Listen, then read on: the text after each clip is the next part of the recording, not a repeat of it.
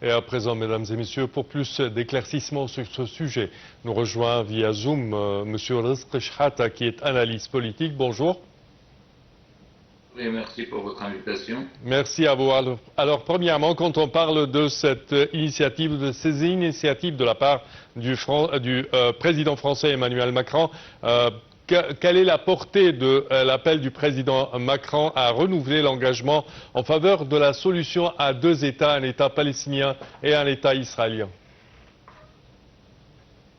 Ben, écoutez, le président Macron, qui termine son mandat présidentiel en mai 2027, a tout intérêt d'entrer dans l'histoire par sa grande porte, puisqu'il n'a pas de crainte électorale.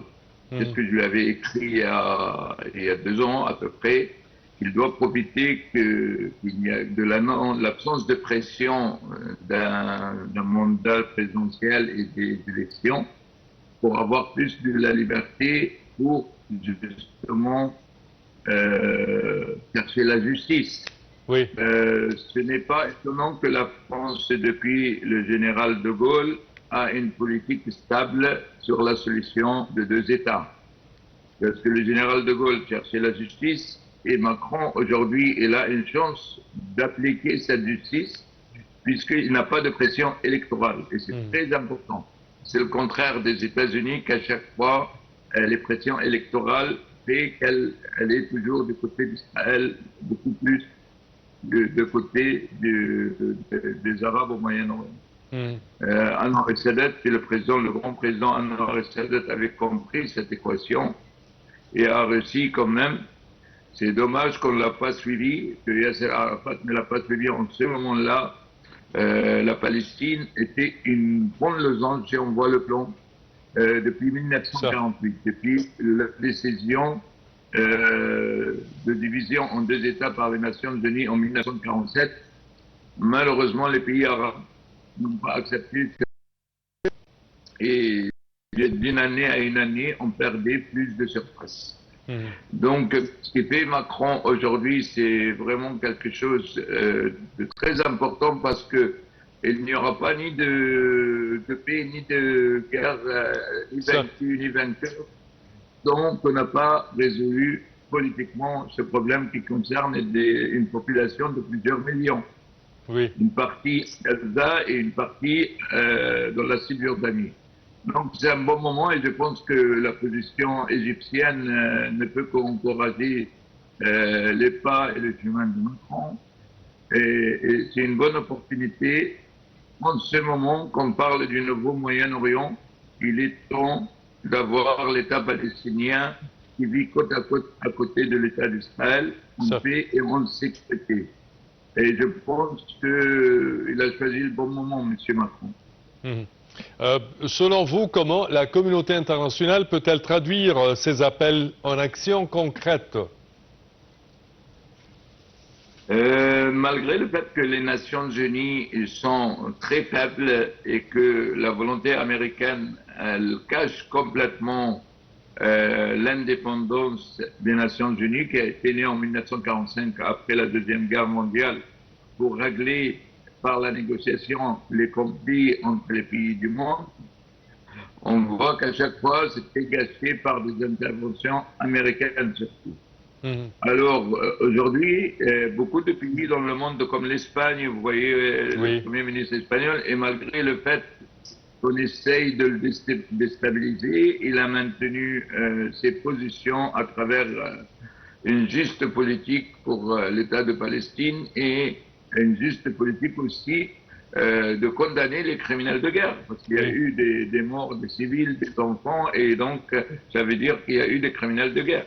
Et s'il y a un tribunal qui a été fait aussi après 1945 pour juger les nazis, c'est même principe, et même tribunal doit condamner les tribunaux de guerre. C'est pas le cas tout le temps, parce que souvent la force, elle est prioritaire à la justice par rapport aux grandes puissances, mais ça n'empêche pas l'acte qui a été fait par l'Afrique du Sud, par exemple, et par d'autres pays. Donc, je pense que le monde va vers ça et il sait qu'on ne peut pas prendre le monde en otage en faisant de temps en temps une guerre, soi-disant en prétextant juste la sécurité d'Israël. Et puis, avec cette cause, si je me permets de dire comme ça, la sécurité d'Israël, elle se permet de détruire des civils et des enfants. Oui. C'est ce qu'on a vu dans plusieurs opérations. Ce n'est pas quelque chose de nouveau, ce n'est pas quelque chose de mensonge. On l'a vu en Égypte avec l'école de Bahr el-Bar, on l'a vu dernièrement en Iran également, et on l'a vu à Gaza surtout. Oui. Donc je pense que vraiment c'est le moment ou jamais, avant le départ de Macron, parce que c'est bien de gagner, d'être président d'un grand pays comme la France, mais rentrer dans l'histoire avec une grande force en disant que c'est son initiative qui a permis de changer le courant de l'histoire, ce sera quelque chose de merveilleux, certainement. Oui. On a vu l'année dernière une reconnaissance de plusieurs États clés sur la scène internationale de l'État palestinien, à commencer par la France, suivi de la Grande-Bretagne, l'Espagne et autres pays également. Vous pensez que cette reconnaissance ne peut pas être traduite en une sorte d'un pacte ou un plan, processus de paix, soi-disant, avec des étapes à entreprendre? Moi, je pense que c'est ce que doit y arriver. Et surtout après la dernière guerre là, entre les États-Unis et Israël d'un côté et l'Iran de l'autre, et tout le monde a découvert que personne n'a la puissance absolue. Oui. Et que chaque pays a une puissance relative à la des cartes qu'il joue avec. On a vu ça très clairement là dans la dernière guerre. Alors maintenant, depuis le 7 octobre, qu'est-ce qui s'est passé le 7 octobre?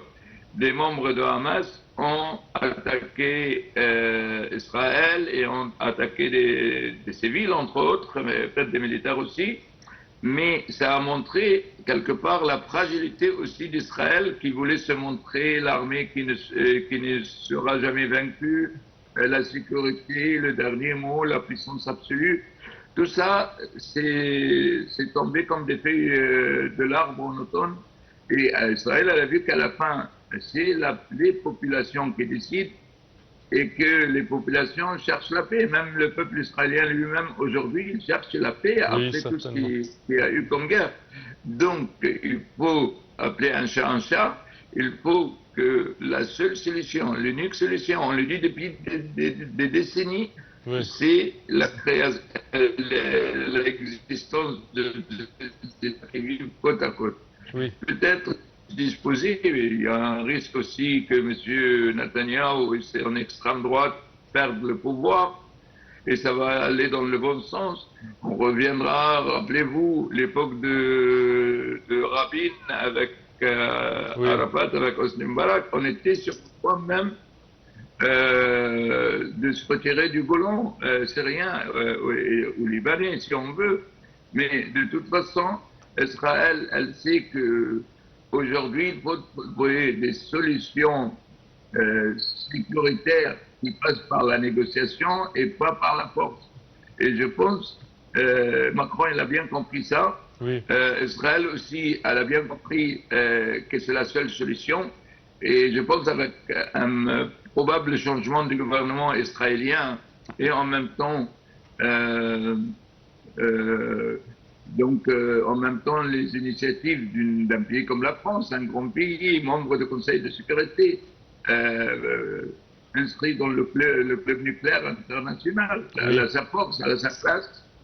Et il y a une grande communauté juive en France qui, des fois, mettait des obstacles contre un exécutif, un président de la République, mais même une grande partie maintenant de cette communauté juive de France, et même la communauté juive aux États-Unis, il parle déjà de l'après Netanyahou, ce qui sera une très bonne chose.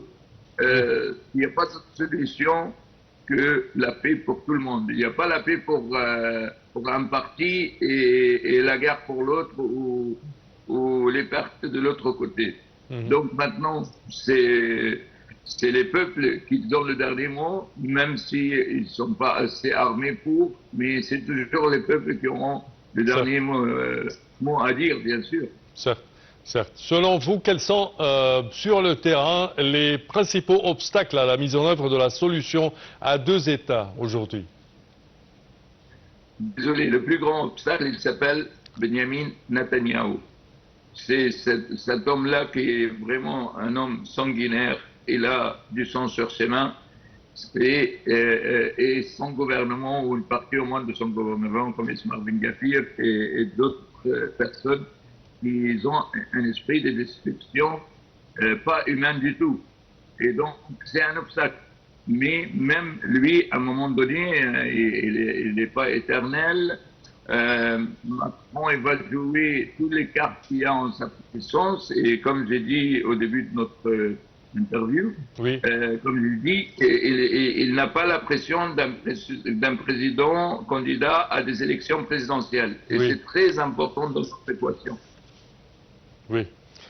Selon vous, la position de l'Égypte sur les efforts internationaux, quelle est la position de l'Égypte sur les efforts internationaux visant à établir un État palestinien? L'Égypte, depuis la création de ce conflit, depuis 1948, l'Égypte, Oui. elle est pour la justice, Certes. pour la cause juste, pour que la solution de deux États, on a vu le travail de Sadat, on a vu le travail de Moubarak, même le président Gamal Abdel Nasser à son époque, il était prêt pour un plan de paix à un Oui. moment donné, Oui. à condition qu'Israël se retire de tous les territoires arabes. Donc l'Égypte, quelle qu'elle soit l'autorité qui prend ces décisions, elle était toujours à mettre la paix avant la guerre. L'Égypte, elle a été menée à plusieurs guerres. Les soldats égyptiens, ils ont donné de leur sang pour la Palestine. Oui, certainement. Malheureusement, à un moment donné, ils ne nous ont pas suivis de notre point de vue stratégique. Et même, on a vu quand même l'assassinat du président Sadat. Et quand on a dit à ces assassins pourquoi, ils ont dit parce qu'il a fait la paix avec Israël. Oui. Et aujourd'hui, tout le monde a suivi le même pas. Regardez ce qu'elle fait les Émirats Arabes Unis, regardez les accords d'Abraham avec l'Arabie Saoudite, Oui. regardez le Maroc, c'est ce qu'il fait avec Israël aussi. Ça veut dire, aujourd'hui, on doit se raisonner tous, Israël en premier, et vivre en paix, et laisser nos enfants grandir, et d'être éduqués, et d'être soignés correctement. On a besoin, tous les peuples ont besoin de ça. Et en premier, le peuple israélien lui-même. Il a choisi de rester dans cet endroit, d'accord, mais il doit maintenant respecter les droits des autres. C'est aussi clair que ça. Oui, Après, certainement. les fantasmes des grands d'Israël, des choses comme ça, pour moi, c'est des fantasmes plus qu'autre chose. Mais vraiment, on a une chance historique avec Macron, qui est courageux comme président quand même, parce Oui. qu'il navigue un peu contre-courant par rapport Certes. aux États-Unis. Mais on a vu que Certes. souvent, il défiait le président des États-Unis. Oui. L'Europe aujourd'hui n'est pas contente parce que les États-Unis ont mené l'Europe à une guerre qu'ils ne souhaitaient pas. Oui, certainement. Et Certainement. l'Europe, c'est concerné en premier lieu. Oui, certainement. Monsieur Rizk Shrata, je tiens à vous remercier de vos explications. Merci.